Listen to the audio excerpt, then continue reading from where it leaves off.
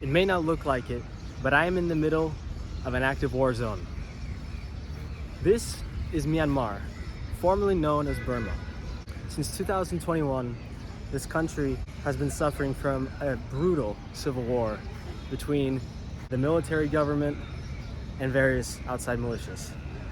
That has not taken place in every part of the country, but it's affected everyone in the country, and its effects have spilled over to other countries as well. My goal isn't to document the war. As an 18-year-old by himself, that would be really, really stupid. Admirable, but stupid. Being here already is kind of stupid. Instead, my goal is to show you the Burmese people and how they live. I am in downtown Yangon, Myanmar's largest city, formerly known as Rangoon and the former capital. Behind me is the city hall. I honestly have no idea what to expect from this country. I've seen pictures, it looks pretty beautiful, but in terms of safety, not a clue. I've been told various things by various different people about the different safety levels of various parts of the country, and I've gotten different results. Even though it's a consensus that Yangon's generally pretty safe, since the start of the war, there have been violent events in practically every part of the country, so you just never know.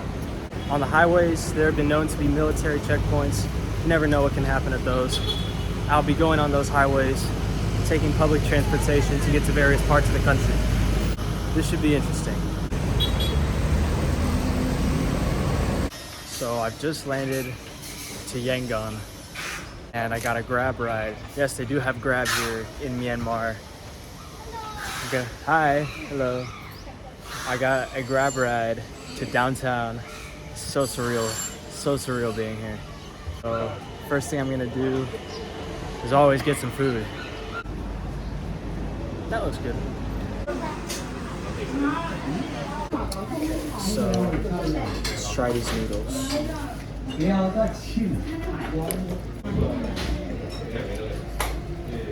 was really good. That was really good. By the way, oh, power's back on. Power went out for a second. Apparently that happened here. Electricity is kind of hard to come by here due to various situations. Yeah, guys, this is my first experience with Burmese food. It's like these noodles in a very thick sauce. Yeah, I mean, we're off to a great start in terms of food here in Myanmar.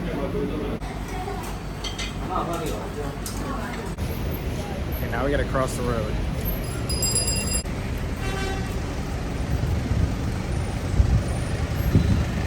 You just gotta go for it here. Thankfully the cars aren't moving, so it's not too hard.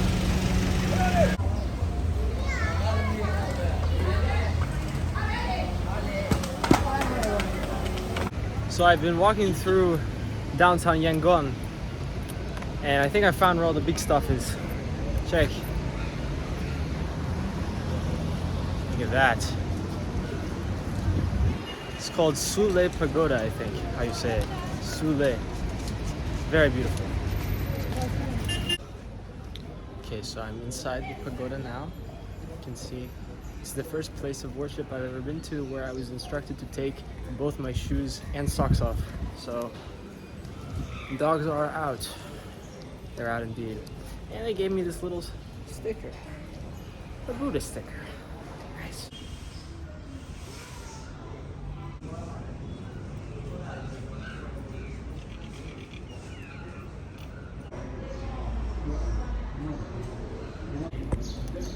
So actually there's not very much to do here other than admire the spire. Where is it? Here it is. You really have to go at a low angle to see that. But basically it's just a loop. It's another loop around the spire. It's not even really indoor. And surrounding it are these shrines here. And people pray to them.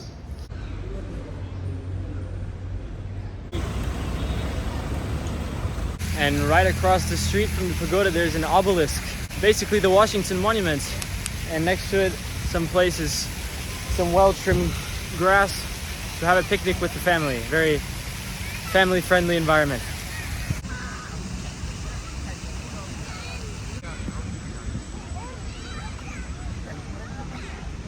So there's no English telling what this is, but if I had to assume, it's probably a war memorial, like a tomb of the unknown soldier kind of thing. And if you look, this is the Burmese script, the Burmese language. And to me, it's probably the most fascinating writing system I've ever come across in my travel. And it's because look at how unique the curves and the lines look.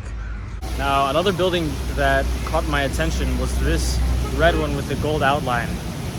Wondered what it was. It looked like a museum or some official government building, but when I tried to approach it, I was quickly stopped by an armed guard or a policeman and told I could not enter the premises. He told me quite nicely, but I don't know. A little scary. Every policeman here seems to have an AK-47. So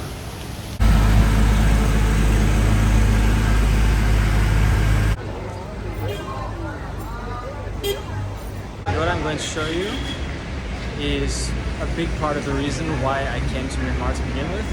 Well, not a big part, but it's something that if you go to Myanmar, you must see.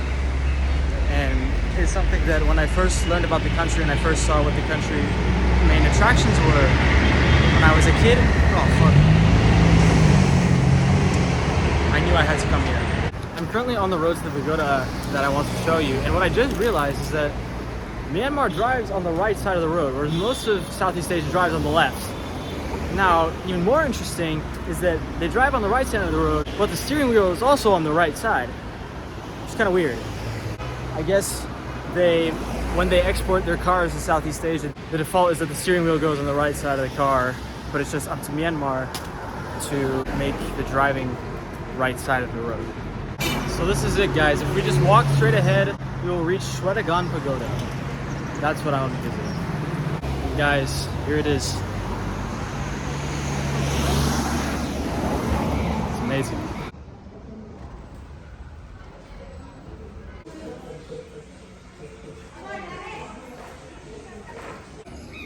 This is it. Shwedagon Pagoda. It's about 1,000 years old and is the most important Buddhist temple, the most important place for Buddhism in all of Myanmar. And it's not just one pagoda. You see all of these little ones too surrounding it. Unfortunately, I don't really know too much about it, but I'm just here to admire. So guys, I've just spent the past maybe hour walking around, and I met a guy, a teacher, who was a monk for 7 years, and he offered to show me around the place for free. And I'm so glad I stayed this long, because now look that the night has fallen. Oh my God. It's amazing. How the gold contrasts with the dark night is really amazing.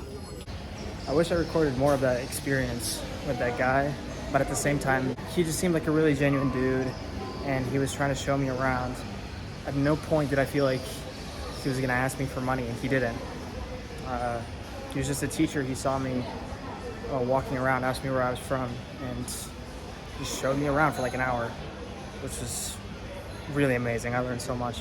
So yeah, I really didn't want to shove a camera in his face. It just seemed really shitty. So I'm heading back from the pagoda back to the hostel. It's only 7-ish, yeah, around 7. And it looks this dark just because, well, there's not a lot of electricity lighting the streets. Not that it gets dark here early. Well, it does.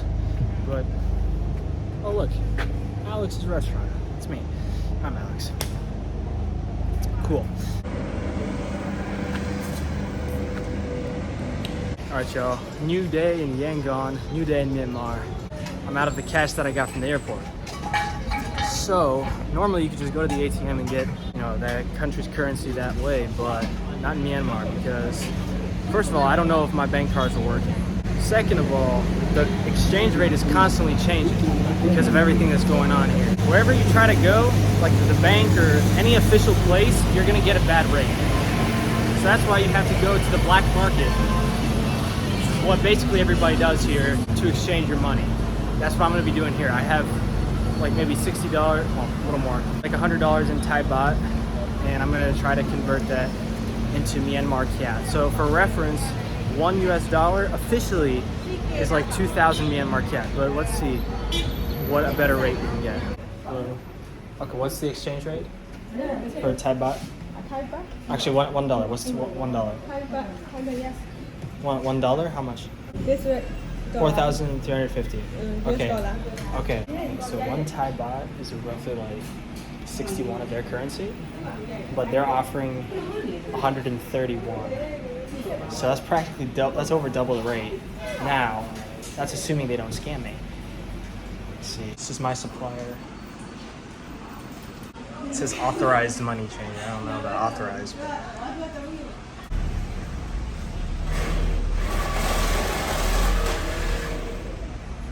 $2.6. Okay.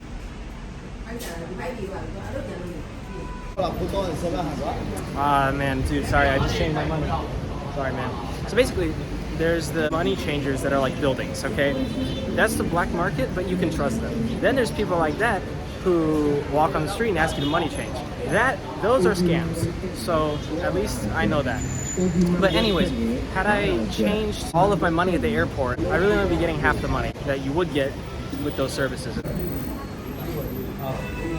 Okay, so I found a place that sells chicken biryani. It's not very Burmese. I don't know why I chose this place specifically, but it seemed like, I don't know. Shit.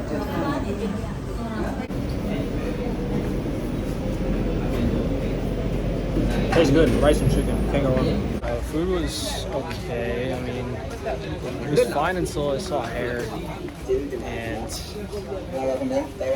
yeah, that was fine. Whatever. There's only one small hair, so it was fine. I've been actually very surprised with Yangon, in a good way, because I assumed, given the situation, Yangon being the largest city in Myanmar, that there would be a heavy police military presence, and there really is not. Obviously, I've seen some, and the ones that are there are, they've got AKs and whatever. They're a little scary. I haven't gotten any weird looks from them. Nobody's followed me. Nobody, like, nothing at all. When I first came into the country, as I was flying in, I was actually quite nervous. I thought, what if they arrest me? What if they say I don't have some document, they kick me out, or whatever? What if, something happens? Obviously, no place is 100% safe, especially in a country that's in the middle of a civil war. But I can tell you, from what I've experienced and what everybody in this country has told me, Yangon is 95% safe, well, almost 100. Almost as close as it gets to 100. In other parts of the country, it's very, very different. For example, the Kachin state and Rakhine state, they're seeing the worst of the fighting. So I've actually come across the first taxi driver from the airport. He said he was from the Rakhine state. He told me he had to move to Yangon because of the war. And the guy who showed me around the Shwedagon Pagoda, he is from the Kachin state. And he told me that his house, told me his, sorry, this is a bad transition. His house was blown up by a bomb.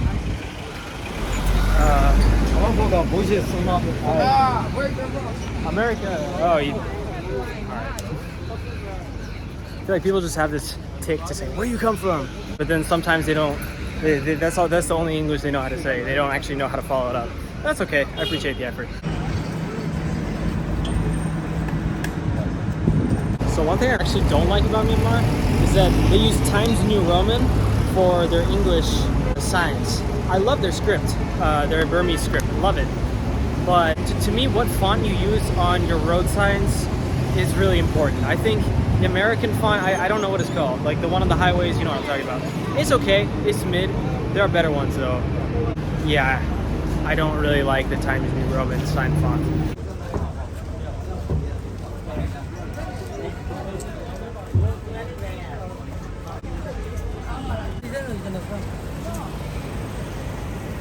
Traveling to Myanmar is not necessarily the easiest for a lot of reasons. Obviously, visa is annoying. Then you're really limited in where you can go for the Civil War. If you want to go from place to place within the areas that are somewhat safe, there's a lot of military checkpoints. But even online, you need a VPN. YouTube's blocked, Instagram's blocked, Facebook blocked. You need a good VPN.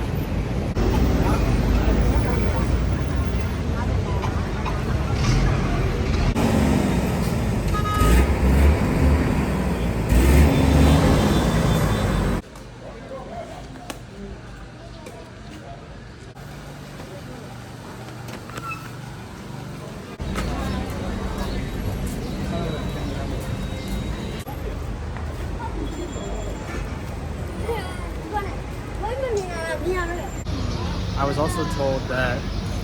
Hello. Good. How are you? Nice to meet you. Where are you from? America. America. Yeah. Yeah, my friends here. My family. Who's your family? Yeah. Yeah, all together.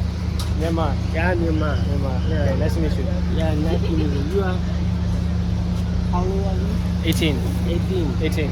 I'm 45. 45. Yeah. Okay. Yeah. You can then you're young. Yeah. It's still yeah. Yeah.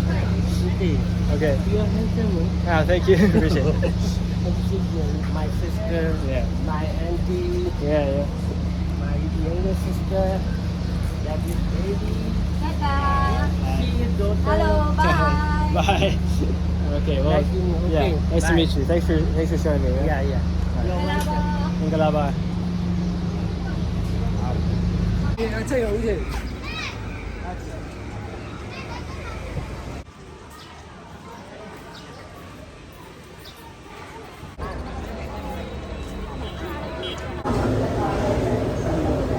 Cockroach. Guys, I think we can forgive the cockroach because this looks really, really good. Excited to try it. Guy looks like he's taking back shots. Chicken butter masala.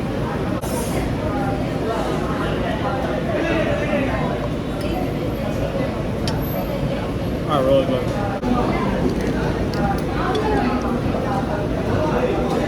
That's good, y'all. Okay, guys, that butter masala made me really happy. I'm not gonna lie, it really lifted my spirits. Not that they were down, but I don't know, just boosted the mood. What makes downtown Yangon, or Yangon in general, really unique in my opinion, is the fact that you can be downtown like this and it's practically dark. Yeah, you know, my phone's emitting some light. We're at a big intersection here. There's really not a lot of light considering that this is a city of multiple million people.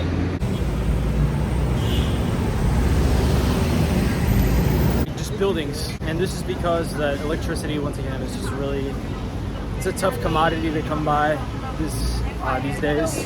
You know, like in my hostel, every like hour or so, every 30 minutes, power will just go out, which I don't really mind. See a lot of street vendors.